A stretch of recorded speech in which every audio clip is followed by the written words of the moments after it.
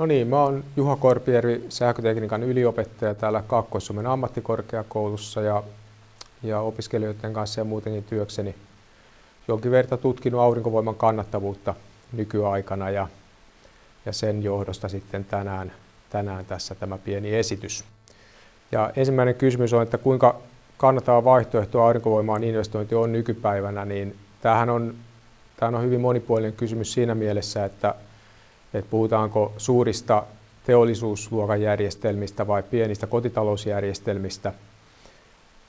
Kaikkinensa voi ehkä sanoa, että aurinkovoima alkaa tällä hetkellä olemaan kannattavuusrajalla, että kannattaako siihen investoida. Jos yksityinen asiakas tai henkilö, omakotitalon omistaja esimerkiksi, haluaa aurinkovoimaa itsellensä, niin kaikkein tärkeintä on ehkä tutkia se, että kuinka paljon maksaa 1 kilowattipiikin investointi.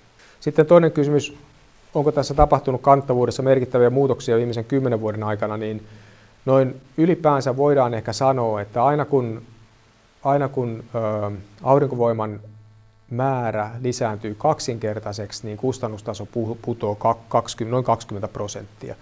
Ja voidaan ehkä sanoa, että viimeisen 10 vuoden aikana auringolla tuotetun sähkön hinta on tippunut ehkä noin 1/3. Eli tässä on tapahtunut merkittävää kehittymistä ja todennäköisesti tapahtuu edelleen.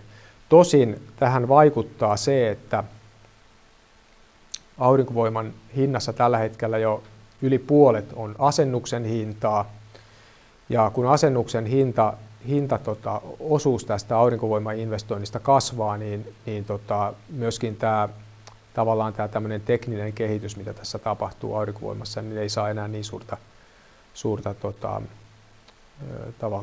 tavallaan tämmöistä edullisuushyötyä. Mutta edelleenkin kannattavuus todennäköisesti kehittyy ja saattaa hyvinkin pitää paikkansa tämä sääntö, että järjestelmäkapasiteetin kaksinkertaistuminen alentaa hintaa 20%, todennäköisesti pitää vastaisuudessakin paikkansa. Ja mitkä seikat sitten vaikuttaa tähän investointin kannattavuuteen, niin aurinkojärjestelmähän koostuu aurinkopaneeleista, säätimistä, inverttereistä ja asennuksesta. Ja nimenomaan tämä tekninen puoli, eli aurinkopaneelien hinta, invertterien hinnat ja säätimien hinnat on tullut alaspäin. Sen sijaan asennuksen hinta todennäköisesti on odotettavissa, että se hieman kasvaa jatkossa. Ja investoinnissa aurinkovoimahan on tällainen täysin pääomavaltainen investointi, eli hankinta maksaa, käyttö ei juurikaan maksa. Ja näin ollen tähän vaikuttaa tähän investoinnin kannattavuuteen ihan yksinkertaisesti se, että mikä on se kokonaispaketin hinta, jonka asiakas ostaa. Toki siihen kannattavuuteen vaikuttaa merkittävästi myöskin se, että minkä hintaista sähköä tämä tuotettu aurinko korvaa.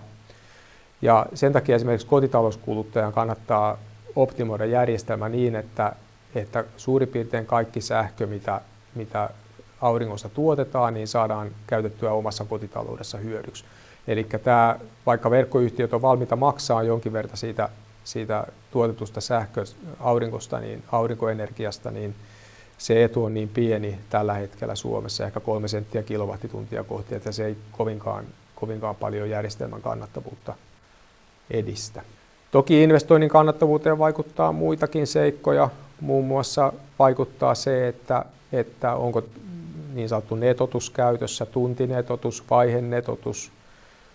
Nythän monet operaattorit on näitä tuntinetotusta ja vaihenetotusta ottamassa käyttöön ja se edistää aurinkovoiman kannattavuutta, mutta ehkä kaikkein merkittävin on kuitenkin se, että mitä järjestelmä maksaa ja minkä hintaista sähköä tämä korvaa tämä järjestelmä silloin, kun sitä kannattavuutta selvitetään.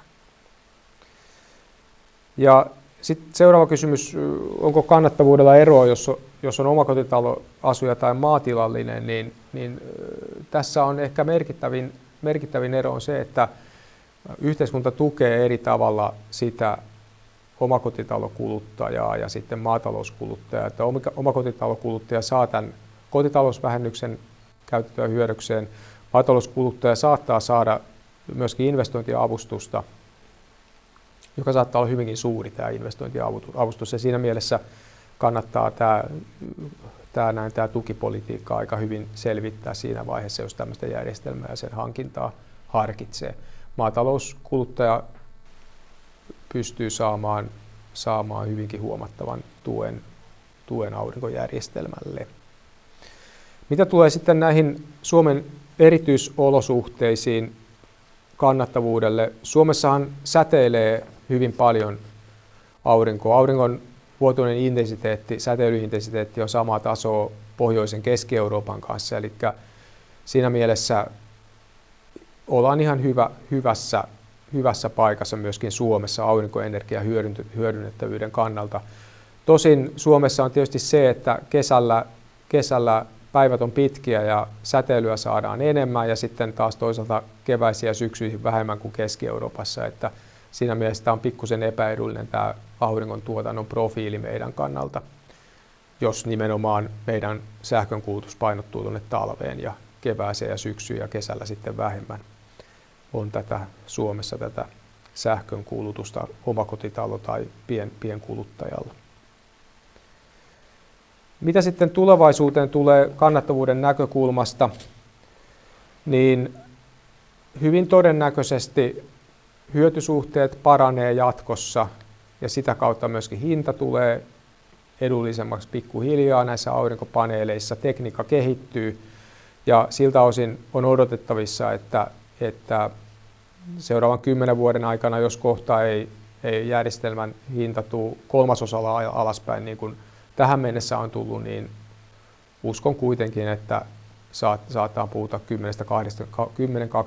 10-20% edullisemmasta järjestelmästä 10 vuoden kuluttua kuin tällä hetkellä.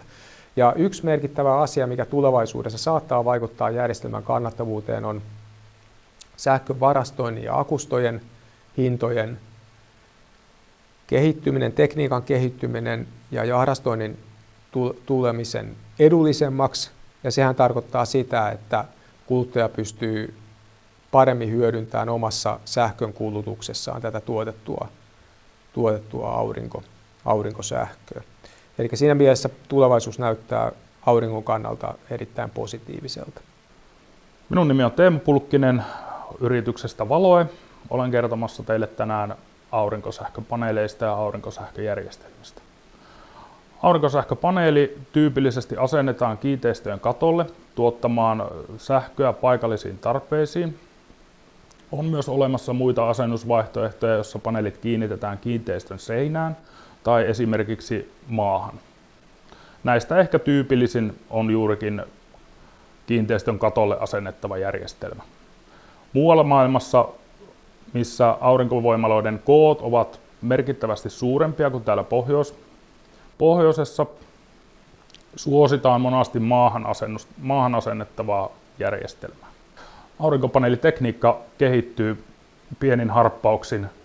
Nykypäivänä edelleen ehkä käytettävin aurinkopaneelitekniikka on piipohjainen aurinkopaneeli. On myös olemassa pinnotettuja niin sanottuja ohutkalvopaneeleita, mutta piipohjaiset aurinkopaneelit ovat se kaikista eniten maailmanlaajuisesti asennettu aurinkopaneelimalli.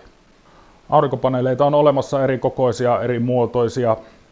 Yleensä käyttötarve määrittää sen, että minkä tyyppistä aurinkopaneelia käytetään. Esimerkiksi karvilla pinnoilla joudutaan käyttämään hiukan joustavampaa paneelia, kun taas normaalissa seinä- tai kattoasennuksessa tyypillisesti käytetään jäykkää noin 1,5 neliön lasilasirakenteella olevaa aurinkopaneelia.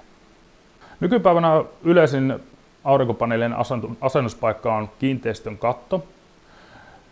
Tulevaisuudessa varmasti aurinkopaneelita tullaan asentamaan myös kiinteistöjen seinille, valopylväisiin, liikkuviin ajoneuvoihin. Eli trendi on selkeästi menossa siihen suuntaan, että pyritään löytämään uusia asennusmahdollisuuksia aurinkopaneeleille. Aurinkopaneelitekniikka toimii niin, että auringon säteen osuessa aurinkopaneeliin se muuttuu aurinkopaneelissa tasavirraksi. Tasavirta johdetaan vaihtosuuntaajalle, jossa tasavirta voidaan muuntaa eri jännitetasoille. Vaihtosuuntaaja kytketään kiinteistön olemassa olevaan sähköverkkoon sen rinnalle. ja sitä kautta aurinkopaneelien tuottama sähkö siirtyy kiinteistön omistajan käytettäväksi. Aurinkoenergian etu verrattuna muihin energiatuottotapoihin on se, että aurinkovoima voidaan aina tuottaa paikallisesti. Aurinkovoima on äänetöntä ja aurinkovoima on päästötöntä. Aurinkovoima soveltuu erityisen hyvin maatiloille, missä on suuria kattopinta-aloja ja saadaan sähkön tuotto lähelle kulutuskohdetta. Monasti mielikuva on, että aurinkosähköä ei pysty tuottamaan järkevästi pohjoisissa olosuhteissa. Toki pohjoisessa on talvikausi, jolloin aurinkopaneelit eivät tuota sähköä noin 2-3 kuukauteen. Mutta itse asiassa paras aurinkosähkön tuottoaika osuu keväälle, jolloin ilma on viileä, mutta aurinko alkaa paistamaan ja hyvinkin kirkkaasti. Nämä ovat optimaaliset olosuhteet aurinkopaneelille. Monen muuhun energiatuotantomuotoon verrattuna aurinkosähkö on erittäin käyttäjäystävällinen. Aurinkosähköjärjestelmän suunnittelussa on erittäin tärkeää, että tunnistetaan kohteen vuorokautinen kulutusprofiili. Vain näin voidaan saada kaikki mahdollinen hyöty irti aurinkosähköjärjestelmästä. Esimerkiksi kiinteistön vuotuinen sähkönkulutusarvio ei ole riittävä peruste aurinkosähköjärjestelmän suunnittelulle, vaan tarvitaan aina tuntikohtaista tietoa kohteen kulutuksesta. Kiinteistön tuntikohtainen sähkönkulutus on helposti selvitettävissä paikalliselta verkkoyhtiöltä. Tulevaisuuden trendeissä on nähtävissä, että aurinkosähköä tullaan hyödyntämään monessa uudessa sovelluksessa. Näitä ovat esimerkiksi autot, muun muassa kylmäkuljetukset, veneet, mopot, polkupyörät. Aurinkosähköjärjestelmiä tullaan tulevaisuudessa näkemään mitä erikoisemmissa ratkaisuissa. Tulevaisuudessa aurinkosähköä tullaan integroimaan erilaisiin rakenteisiin. Näitä rakenteita voivat olla talojen seinäpinnat tai esimerkiksi autojen korirakenteet. Me Valoilla haluamme uudistaa aurinkosähköalaa ja tarjota ratkaisuja mitä erilaisimpiin sovelluksiin, johon perinteinen aurinkopaneeli ei ole käytettävissä.